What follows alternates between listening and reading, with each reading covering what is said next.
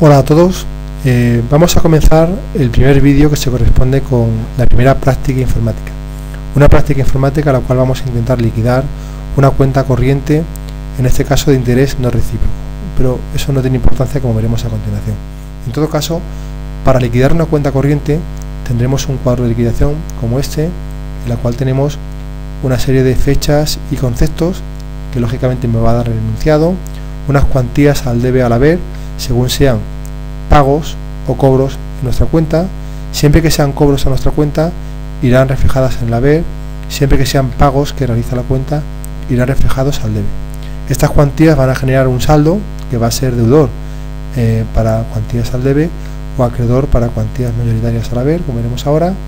Luego aquí calcularemos números comerciales, que ahora explicaré en qué consisten, para que con esta parte del cuadro rellena, esta parte del cuadro que voy a marcar rellena, podamos empezar con la liquidación, que es la parte inferior del cuadro, ¿de acuerdo?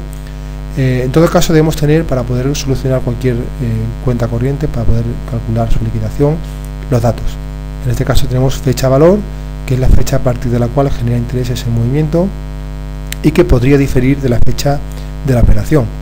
En ejemplos como por ejemplo un ingreso en efectivo a primera hora de la mañana, coincide la fecha de operación con la fecha de valor, mismo día, pero un ingreso en efectivo a final de la mañana pues tendría fecha de valor día siguiente, por ejemplo, ¿no? O en el caso de ingresos de cheques o de pagarés, difiere la fecha de valor de la fecha de operación.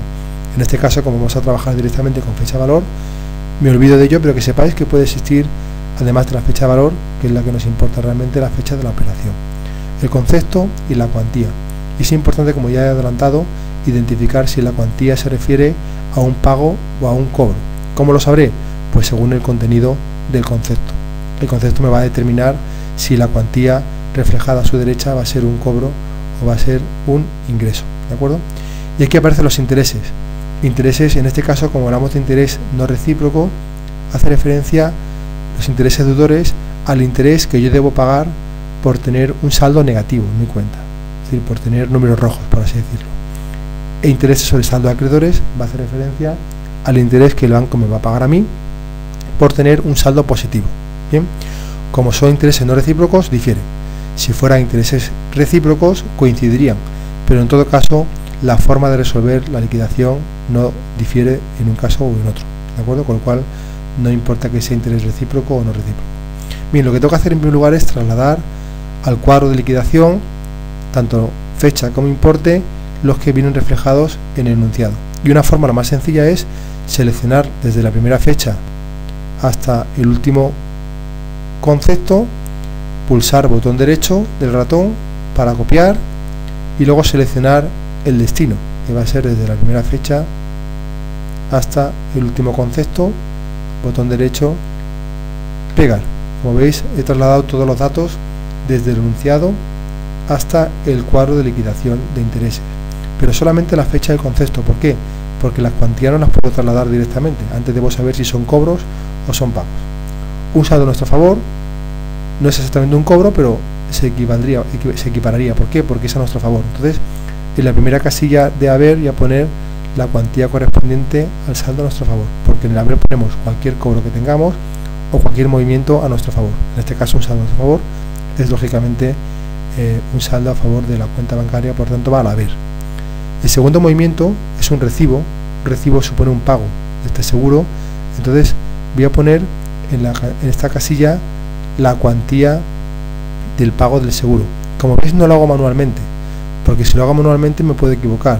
Podría equivocarme y poner 365 y marcar el 0 sin querer. Ya la he liado, porque a partir de aquí toda la liquidación del cuadro estará mal, ¿de acuerdo? Entonces, en lugar de hacerlo manualmente, pongo igual o pongo más y selecciono la casilla donde está el importe que quiero trasladar. Luego tenemos una transferencia a nuestro favor, por tanto, al ser a favor nuestra, va a ir al haber por el importe reflejado en la casilla, 1.800 euros. Compramos material de oficina y pagamos, lógicamente, con lo cual un pago va al debe. Pondría en el debe la cuantía que se corresponde con ese pago de la compra de material de oficina. Además, hago un pago del talón, pago sigue siendo cuantía al debe por 1.600 euros. Ingreso en efectivo, como es un ingreso a favor de la cuenta, iría al haber un importe de 3.500 euros. Transferencia a nuestro favor, pues sigue siendo al haber porque es a favor nuestra, por 1.500 euros. Y luego ya serían 3 pagos, un pago de 900, un pago de 750 y un pago de 600. Todos ellos irían al debe puesto que son pagos, ¿de acuerdo? Bien, ya hemos terminado con el traslado de los datos del enunciado al cuadro de liquidación de la cuenta corriente. Ahora bien, lógicamente las cuantías se van a convertir en saldos y esto es muy sencillo. Si yo tengo 1.000 euros en la cuenta y pago el teléfono, son 30, pues me quedarán 1.000 euros menos 30. Pues esto va a ser igual. Cualquier cuantía al haber me va a generar saldos acreedores, cuantías al debe, saldo deudores. Y para ello siempre parto del inicio. ¿Cuál es el inicio? Un saldo a nuestro favor de 1.750 euros. Como es a favor nuestra, cuantías al haber me van a generar saldos acreedores. ¿Cuál será el saldo? Justo la cuantía que yo tenía a mi favor al inicio de la liquidación del préstamo. Y aquí empiezo a usar la lógica.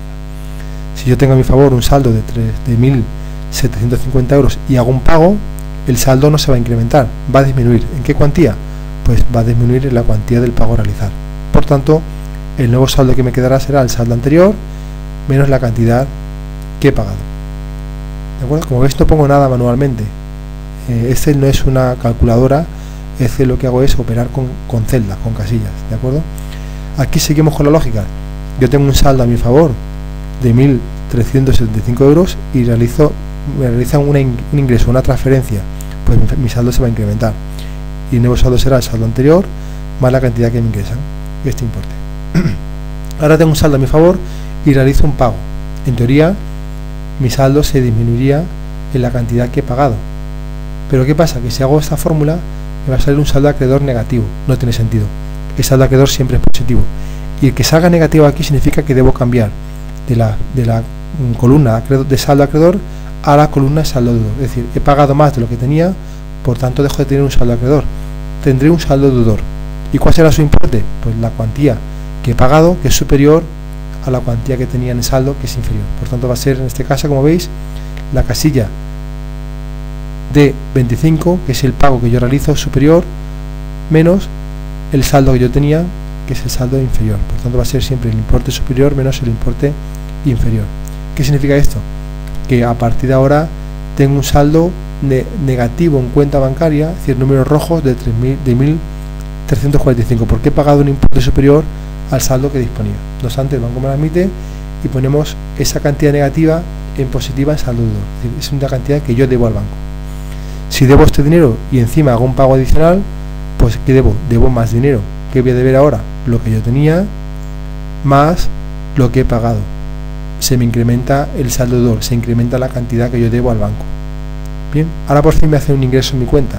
Me hace un ingreso de 3.500 euros, que como veis es superior al saldo deudor que yo tenía. Por tanto, el nuevo saldo va a ser acreedor y la cuantía será lo que me ingresan menos el saldo deudor que tenía. Es decir, lo que me ingresan, que es superior, le resto lo que yo debía al banco, que era una cantidad inferior. Debo tener un saldo a mi favor de 555 euros. Como además me vuelven a ingresar, mi nuevo saldo va a ser acreedor como la suma de lo que tenía más lo que me ingresa. Bien, a partir de aquí empiezo a pagar. Tengo un saldo a mi favor y pago una cantidad menos de lo que tengo a mi favor, con lo cual el nuevo saldo seguirá siendo acreedor, pero la cuantía será la diferencia entre lo que tenía y lo que pago. Aquí exactamente igual. Tengo 1.155 y pago 750, por tanto sigo teniendo un saldo a mi favor, pero en este caso de cuantía inferior, lo que tenía menos lo que he pagado. Y aquí en principio sería igual, pero ¿qué es lo que pasa? Que la cantidad que voy a pagar supera el saldo, por tanto voy a dejar de tener saldo acreedor para tener un saldo deudor. ¿De acuerdo? Números rojos, lo que pago que es superior a lo que tenía, 195 euros. Bien, vale, perfecto, pues hasta aquí todo claro. Solamente hemos trasladado los datos del enunciado con las cuantías correspondientes bien ordenadas y estas cuantías me generan saldos. Las cuantías al haber me generan saldos acreedores, las cuantías al debe saldos deudores, siempre en función del saldo anterior. ¿De acuerdo? Pues a partir de aquí vamos ya a empezar a liquidar la cuenta. Y lo primero es trasladar los datos del enunciado. La fecha del primer movimiento hasta la fecha del último movimiento. ¿Por qué hago esto? Porque a partir de aquí voy a saber los días durante los cuales el saldo, ya sea acreedor o sea deudor, se mantiene constante. Si yo, por ejemplo, tengo un saldo de 1.750 euros y el siguiente movimiento es el día 1, al día siguiente, ¿durante cuánto tiempo se permanecerá constante este saldo? Pues desde la fecha de ese movimiento hasta la fecha del movimiento siguiente. En este caso, el 1 de octubre menos el 30 de septiembre. Eso es lo que pongo aquí, la fórmula movimiento siguiente, fecha del movimiento siguiente menos fecha de este movimiento actual, un día. ¿De acuerdo? Y así lo puedo hacer uno a uno con todos. ¿Qué es lo que pasa? Que uso las herramientas que Excel me facilita. En lugar de hacerlo uno con uno, lo que voy a hacer es esta fórmula, que es la casilla siguiente menos la casilla actual, la voy a arrastrar hacia abajo y se me va a ir calculando uno a uno los días que van desde el movimiento siguiente hasta el movimiento actual, y que van a coincidir con los días durante los cuales permanecen constantes los saldos aquí reflejados. Si veis, al arrastrar hasta el final me sale una cosa rara en la casilla I31. ¿Por qué? Porque si veis aquí, la fórmula que tengo es saldo siguiente, perdón, fecha siguiente, que en este caso está vacía, menos fecha actual, que es el 15 de diciembre. Claro, no puedo hacer referencia a una celda que está vacía. Entonces, ¿qué hago? Voy a poner aquí la fecha de cierre para que de esta forma me calcule los días que van desde la fecha del último movimiento hasta la fecha de cierre, que van a coincidir con los días que permanece invariable este saldo, en este caso deudor. ¿De acuerdo? Por lo tanto, es importante arrastrar hacia abajo, pero incluir aquí la fecha de cierre del ejercicio, que va a coincidir en este caso con la fecha reflejada en la casilla D17. Bien, pues bueno, teniendo en cuenta los días que permanece invariable cada saldo, pues los saldos acreedores me van a generar números comerciales al haber y los saldos deudores me van a generar números comerciales al debe. Realmente los números comerciales no son nada más que un anticipo en el cálculo de intereses. Si recordáis, en la ley financiera simple los intereses son iguales a C sub 0 por N por I, capital por el tiempo por el tipo de interés. Pues aquí lo que hacemos simplemente es agrupar el capital por el tiempo, como un trabajo previo para posteriormente calcular los intereses. Bien, vamos a hacerlo. Saldo acreedor me va a generar números comerciales al haber. ¿Y cuál será su cuantía? El capital por el tiempo. El saldo acreedor por el número de días que permanece saldo constante. G22 por I22, que sería la fecha, la fórmula que he reflejado aquí en los números comerciales al haber. Aquí pasa igual. Siguiente números comerciales, como sé que tiene un saldo acreedor, los números comerciales serán al haber y va a seguir siendo saldo acreedor, capital, por número de días, por N. Como veis, lo voy a ir arrastrando. Aquí igual, saldo acreedor por el número de días.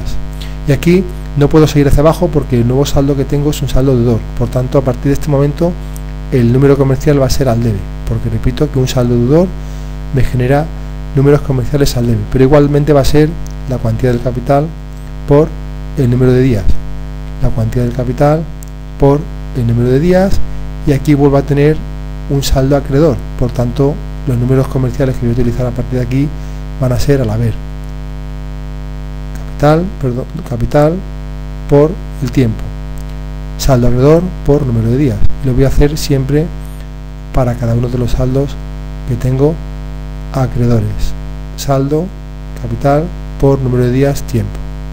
Y por último, saldo, capital por el número de días, tiempo. Bien.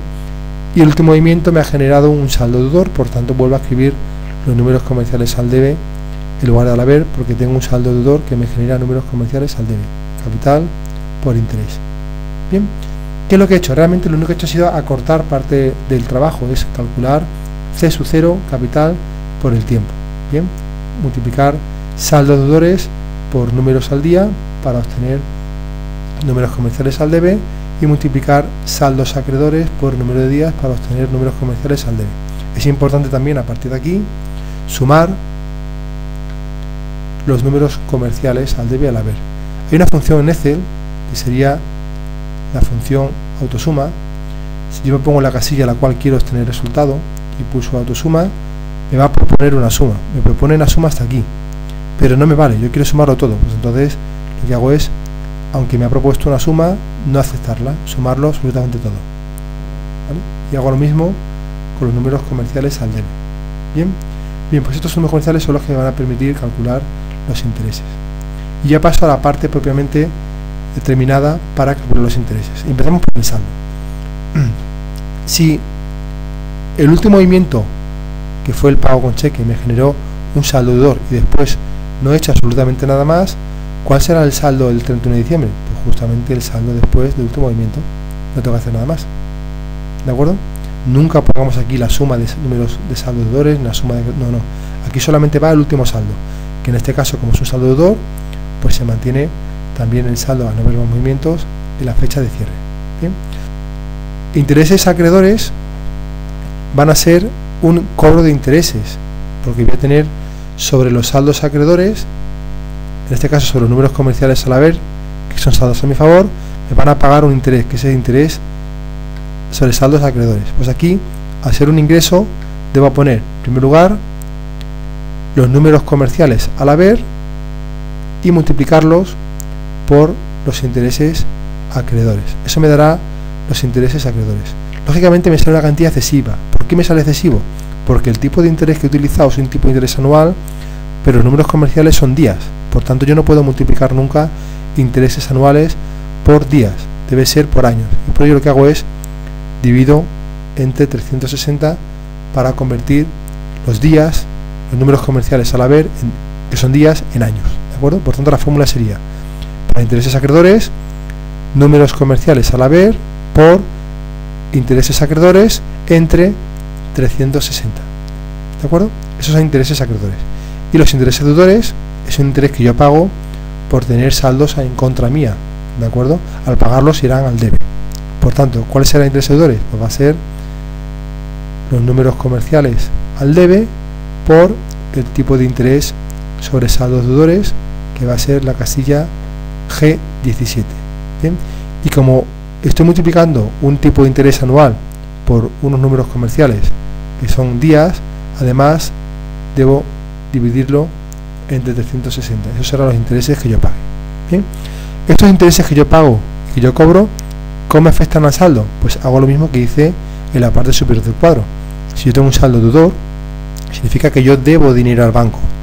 Si el banco me paga intereses, como lo que me paga es menor que lo que debo, sigo debiendo dinero pero menos. El saldo anterior menos lo que me han pagado de intereses. Si tengo un saldo deudor, significa que debo al banco. Por tanto, si yo debo pagar dinero al banco por intereses, debo más dinero. ¿Qué debo? El saldo anterior más la cantidad de intereses que debo pagar. Por tanto, después de todas las operaciones me va a quedar un saldo deudor de 206,41 euros.